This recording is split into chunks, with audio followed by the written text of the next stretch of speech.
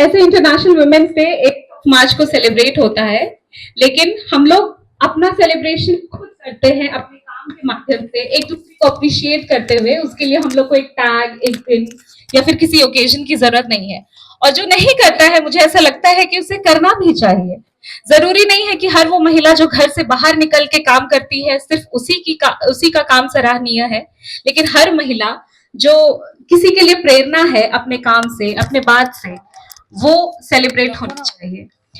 जैसे हम में से कईयों की माएँ हैं जो कि शायद घर से कभी बाहर अकेली नहीं निकली, लेकिन ऐसा तो नहीं कि उसने किसी को कभी प्रेरणा नहीं दिया होगा। इसी प्रेरणा शब्द से आज का हमारा संवाद रखा गया है, जिसे हम कहते हैं प्रेरणा संवाद। आज हम लोग यहाँ पे एक दूसरे की कहानी को, जितनी कहानियां हैं उनको हम लोग सुनेंगे, एक दूसरे को अपने किस्से बताएंगे, अपने काम के, अपने तजुर्बों के, और एक दूसरे को जानेंगे। और यहाँ आए सभी महिलाओं के काम को हम लोग थोड़ा सा अपने स्तर पे उसको सराहेंगे। पूजा और राव मैम, जिनकी स्टूडेंट्स है रिया कौशल में, मैम पहले मास कम्युनिकेशन डिपार्टमेंट में थी, अभी प्रिंसिपल है सनराइज पब्लिक स्कूल में। डॉक्टर देवका, इनको तो इंट्रोडक्शन की जरूरत नहीं है, लेकिन हमारे अपने पेशेंट्स को उन्होंने कहा कि प्लीज थोड़ा सा सब्र रखिए, मैं वापस आऊंगी, जरूर आपको शाम में देखूंगी, और हमारे लिए समय निकाल के इसके लिए थैंक यू। मैम के बारे में सबसे बड़ी बात ये है ना, इनके जितने भी पेशेंट आते हैं वो इनको देखकर ही उनकी आधी बीमारी पूरी हो जाती है और इतनी कूल तरीके से इलाज करती है ना कि मतलब अगर बड़ी से बड़ी बीमारी भी हो तो लगता है कुछ हुआ नहीं है, सब ठीक हो जाएगा।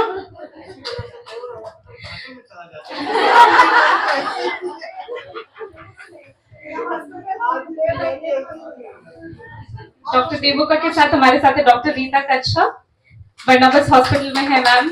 मैम भी paediatrician department and obstetrician department में है। काफी साल इन्होंने आईओसी में बहुत सारे जगहों पे अपनी सेवा दी। अभी मैम बर्नाबस हॉस्पिटल में है। जयश्री मैम, आपसे मिलने के लिए यहाँ के लोग बहुत ही वेट कर रहे थे, आतुर थे कि मैम आए और मैं उनसे मिलूं।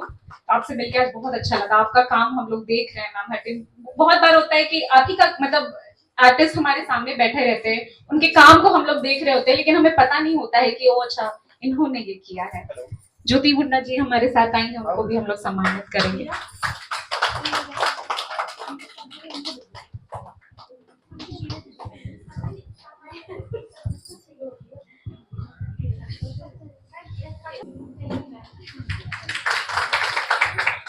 सविता जी हमारे साथ हैं। इनके काम के बारे में अभी रिया ने बहुत सारी जानकारी ले ली है, जो कि अभी डिस्कशन में हम लोग और बताएंगे। मेरी स्मृति कुजूर, ये फैशन इंडस्ट्री से है, ये झारखंड से है, इन्होंने बॉलीवुड में भी यहाँ का नाम रोशन किया है झारखंड का। ज्योति वदना लकड़ा, इनका छोटा क्लिप, बड़ा न्यूज क्लिप हर दूसरे अखबार में आप देखते रहेंगे। कल भी यकीनन किसी न किसी अखबार में आप जरूर देखेंगे इनके काम को। रूबी धवन मैम एंटरप्रेन्योर है, एजुकेटर है, हाउसवाइफ है, मदर है, छोटे छोटे बच्चों का भविष्य शुरू से जो प्री स्कूल में मैम वाइस प्रिंसिपल है, जो छोटे छोटे बच्चे हैं उनका भविष्य का निर्माण करना इन्हीं के पास से शुरू होता है। सुषमा मैम, ये हमारी वेटरन मीडिया पर्सन रह चुकी हैं, अभी प्रिंसिपल है। हमारे एक बुलावे पे मैम आ गई दूसरा प्रोग्राम छोड़ करके भी। Thank you so much ma'am. Kurukh और कुडुख भाषा जो कि वाकई बहुत ही अमेजिंग है, आज मुझे पता चला आपसे बात करके। तो सबसे पहले हम ये जानेंगे कि समाज में जो महिलाओं की आज स्थिति है वो कुछ महिलाएं बढ़ रही हैं, कुछ महिलाएं आज भी अपने मूल अधिकारों से भी वंचित है। तो उसके लिए हम क्या कर सकते हैं, हमारा क्या योगदान हो सकता है? तो सबसे पहले मैं मैम के पास आती हूँ, कुछ बोलिए इसके लिए। मैम, सबसे पहले तो मैं ये कहना चाहूंगी कि सभी को जोहार। Thank you so much for welcoming me in this programme. तो मेरा यही मकसद है कि सबसे पहले तो होता है शिक्षा।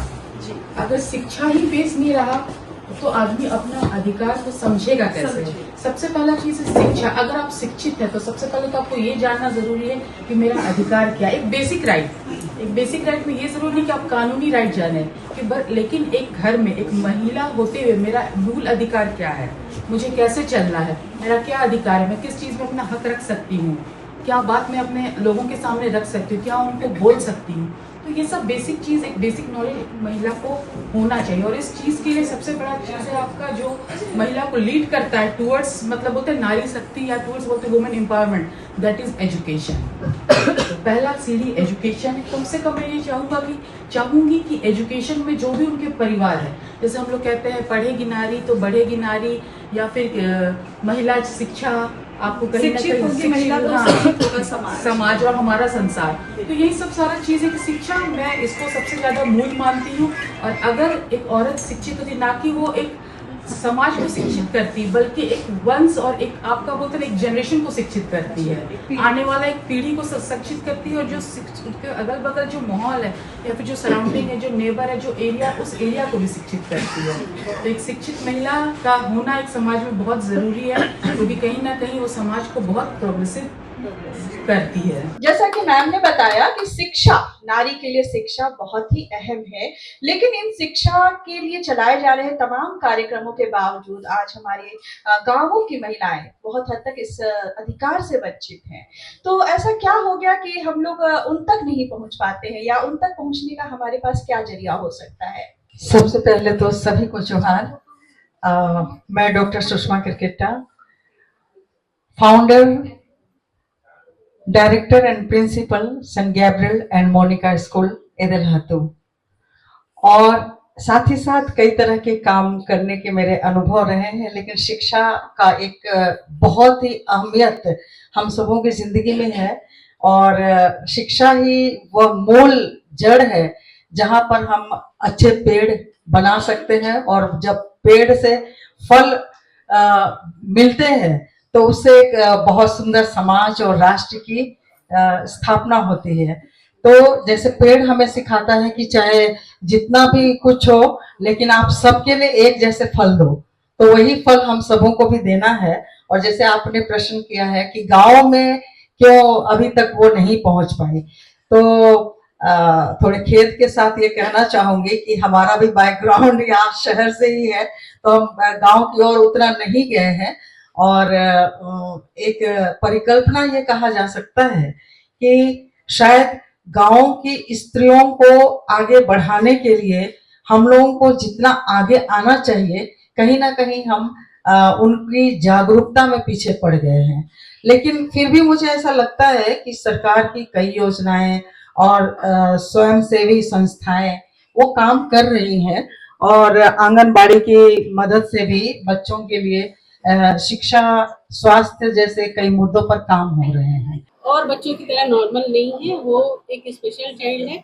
इसका हर कुछ, क्योंकि वो बच्ची साल भर तक मूव भी नहीं करती है, कुछ भी बस ऐसे रहती है, मतलब जैसा आप लेटा दीजिए वैसे रहती है। तो जैसे जैसे वो बच्ची बड़ी होने लगी ना, तब हम लोग को पता चला कि वो स्पेशल चाइल्ड है। उसको 24 आवर आपको चेक करना पड़ेगा। जैसे आप लोग रात को घर जाते होंगे, सो जाते होंगे, लेकिन मैं नहीं सो पाती हूँ। क्यों?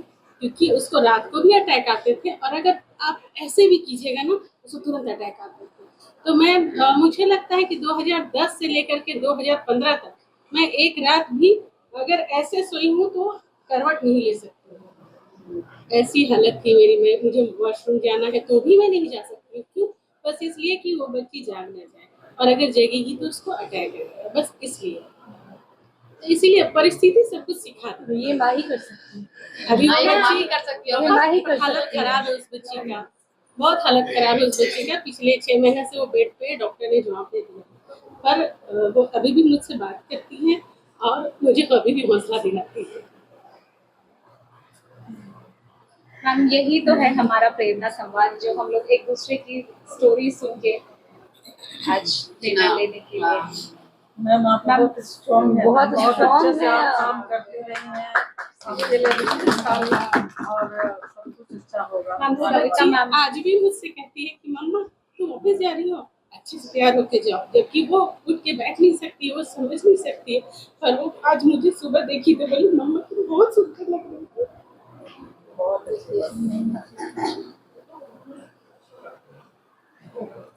वो कि डॉक्टर के कहने हैं कि वो कभी भी जा सकती है।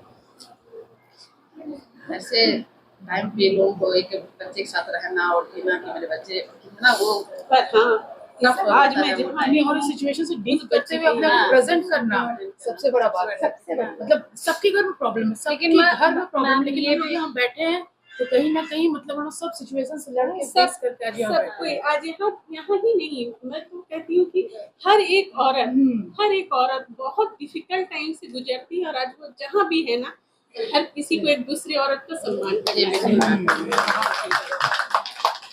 हर एक औरत अपने फील्ड में वो सबसे टॉप पे है, सब टॉप पे है, सबको, क्योंकि वो घर भी देखती है, वो बाहर भी देखती है, वो अपने बच्चों का भी ख्याल रखती है, वो अपने हस्बैंड का भी ख्याल रखती है। और जब फील्ड में आती है ना, तो मुझे पता है कि आपके कंपटीटर बिल्कुल आपके अगल बगल खड़े हैं, और उनको आपको मतलब हरा के आपको वहां तक पहुंचना है। मैम, एक कंपटीटर आपका हस्बैंड खुद होता है अगर आप वर्किंग है तो, हाँ, है ना। एक वर्किंग लेडी जब घर से थक के जाती है ना, हस्बैंड भी थक के आता है, लेकिन हस्बैंड का एक्सपेक्टेशन क्या होता है, मेरी वाइफ बना के, मतलब वाइफ घर घुसती है ना, उसके बाद वो कमर कस लेती है कि मुझे अभी बच्चे के लिए खाना बनाना है, और बच्चे आपके साथ परेशानी शेयर करेंगे। लाइव लगातार के वीडियो को लाइक करें, सब्सक्राइब करें और बेल आइकॉन को दबाना न भूलें।